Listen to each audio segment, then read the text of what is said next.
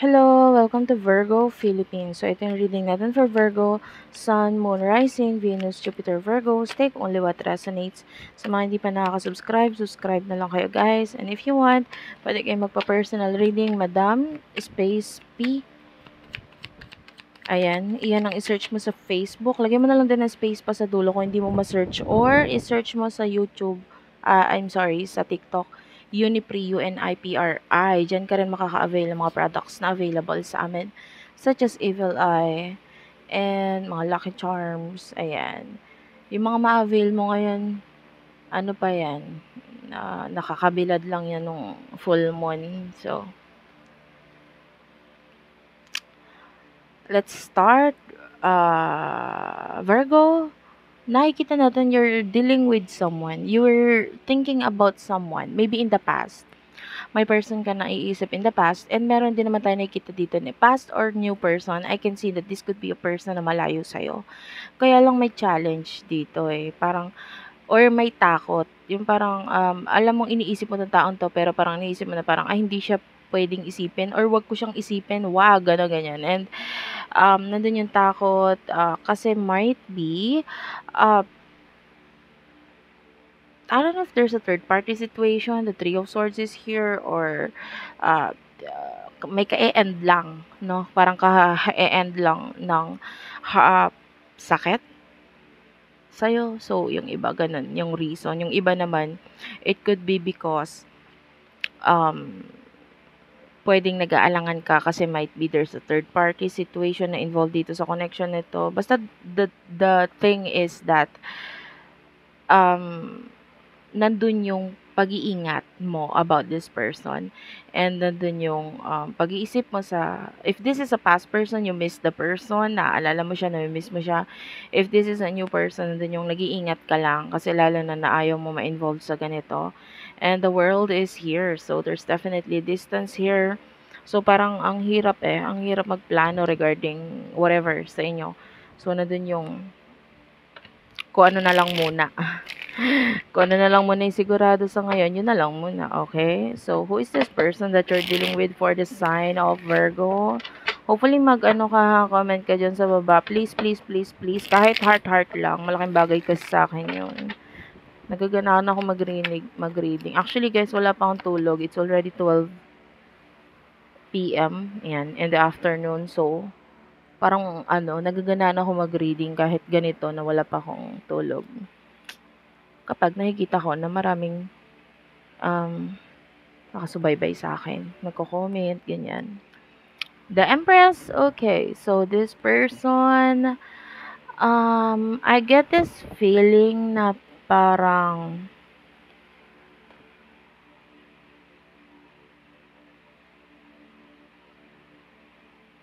gusto mo tong person na to, or ina-admire mo siya. Okay. A lot of you is nakakakuha din naman tayo ng admire or gusto ka nitong person na to. More on physically, lalo na yung mga new person yung kakonect, no? Parang, gusto kita physically. Kasi, yun pa lang naman ang pagbabasihan sa ngayon eh. Kung if this is a new person, I don't know you yet, no? I don't you and yet, or not enough pa yung pagkakakilala niya sa'yo, para masabi sa'yo na gusto ka talaga niya. But, ngayon, gusto ka niya physically, more on physical.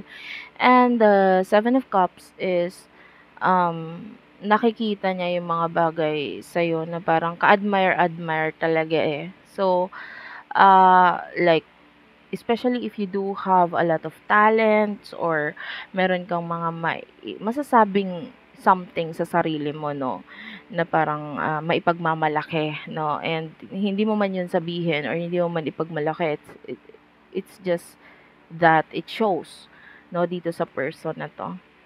Ten of Wands is here. I mean, the person in the past cannot let you go. Hindi kanya ma-let go. I mean, this person is still holding on tight. There's a person in the past. This person loves you. And nakikita natin with the full, wala siyang pakialam, no? Whatever challenges ang nangyari in the past sa inyo, ayaw kanyang malayo sa kanya. Parang gano'n. But I don't know bakit ganito na parang, um, may lumalayo dito. Hindi ko masabi kung ikaw or siya, pero may lumalayo kasi. Pero nandun yung ayaw, hindi ka niya kayang i-let go totally etong taong 'to kasi mahal ka niya or gusto ka niya. Emotions, emotions. Take only what resonates, guys. Iba-iba yung energy. The Hanged Man is here, the Three of Swords, and the Wheel of Fortune. So, yung iba nga sa inyo, especially sa mga na-involve na third party dyan, na-involve na sa third party, parang ayaw mo na ng ganun, gusto mo na mabago yung ganung sitwasyon. And a lot of you is still waiting pagdating sa past, gusto mong magkaroon ng pagbabago regarding sa third party situation, and I feel like, yeah, gusto mo na stability sa inyong dalawa, pero it's not, alam mo sa sarili mo na for now, it's not going to happen, lalo na kung may third party na involved dito, no? Two of Pentacles, Taurus, Virgo, Capricorn. So, nandun yung wishy-washy attitude mo pagdating sa connection na ito. Whether new or past ang kakonect mo, wishy-washy, hindi mo alam kung gusto mo or hindi, itutuloy mo ba or hindi, or maghintay ka ba or hindi. Kasi, you don't know what to expect for now. Lalo na nga kung may mga involvement pa ng third party. So, regarding sa person na kakonect mo, emotion niya para sa'yo. Emotion niya para sa'yo. This person is very hardworking. Very hardworking. Ten of Swords and the Three of Cups. Okay, so lalo na yung the past person talaga nasasaktan siya ngayon eh. Gusto niya makipag-reconcile. This person really loves to travel. The Chariot and the Knight of Wands. Nami-miss ka niya, nasasaktan siya ngayon. So, gusto niya makipag-reconcile. The King of Pentacles is here. So, nakikita natin itong person na to who really do loves your attention. And which is, yun ang ibinibigay mo in the past sa kanya. And na-miss niya yun eh, yung attention na ibinibigay mo sa kanya noon. And na-miss ka niya. Ngayon, nagpo-focus siya sa career, pero yung career na yun, gano'n naman talaga siya, nagpapaka-hardworking. Kasi yun yung way niya para makalimot sa kung ano man yung nangyari sa inyong dalawa. And regarding the new person, I'm seeing this person na parang may mga ending siyang pinagdadaanan ngayon, and kahit papaano nakakatulong ka sa kanya na makawala or makalimot dun sa mga endings na yon. So, there's friendship na nade-develop dito sa connection nito. So, I really do love the energy kasi itong person na ito,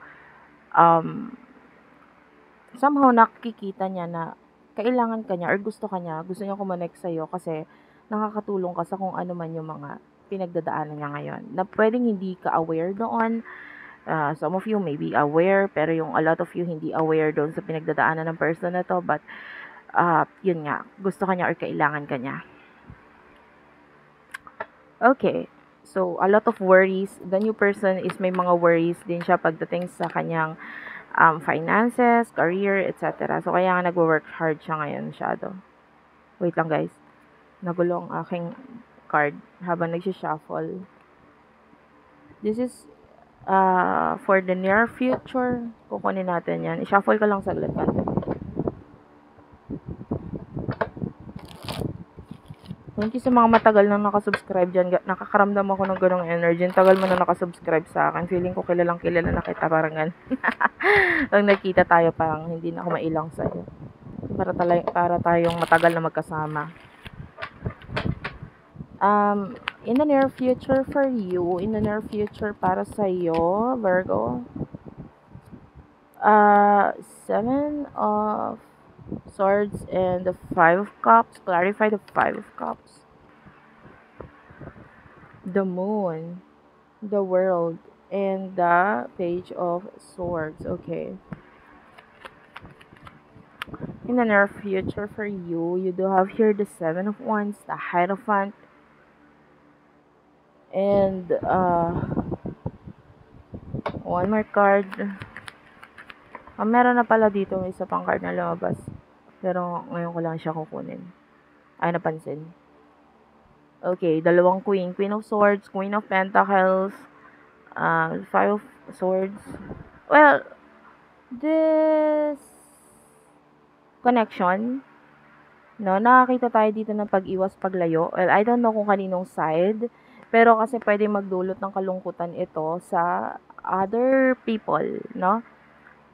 Like, ganito ha, alin man dito ang energy mo, it could be you na iiwas dito sa person na ito na magdudulot ng kaya ka iiwas kasi ayaw mong may malungkot at masaktan dito sa connection nito. So, I don't know kung kaninong side yon.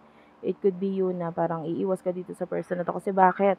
Dahil pwedeng this connection is like a secret and or yung nararamdaman mo for this person is a secret kaya ito magiging dahilan para umiwas or lumayo ka sa kanya. And then this person with the Hierophant, it could be, marami siyang matutunan sa'yo. And, I feel like gusto niya ilaban, pero parang hahayaan ka lang din naman niya if ever na alis ka or iwas ka, hayaan ka lang din niya. Kasi nare-respect niya yung, kung ano man yung, um, ano mo decision mo sa buhay. Especially if this is a new person. So, kung iiwas or lalayo ka ngayon, hindi pa yung big deal. Of course, kung lalayo at aalis ka, okay lang naman. I respect that. Parang ganon. Sa ngayon, happy ako na nandito ka. Pero kung alis or lalayo ko ngayon, okay lang naman din. But for those of you dealing with the past person, ayaw mo na kasing masaktan. Alam mo yun. So, nandun yung pag-iwas, paglayo mo na lang rin. Especially if you see this person as hindi siya nagiging open pagdating sa emotions na whatsoever. So, all in all, nakikita natin with the strength card na nagiging mas malakas ka as a person, as a human being, as spiritual na rin, no, na growth ang nakikita natin because of this connection na na-experience mo ngayon through this person. So, that is it for now. Thank you for watching. I love you all, guys. Take care and bye-bye.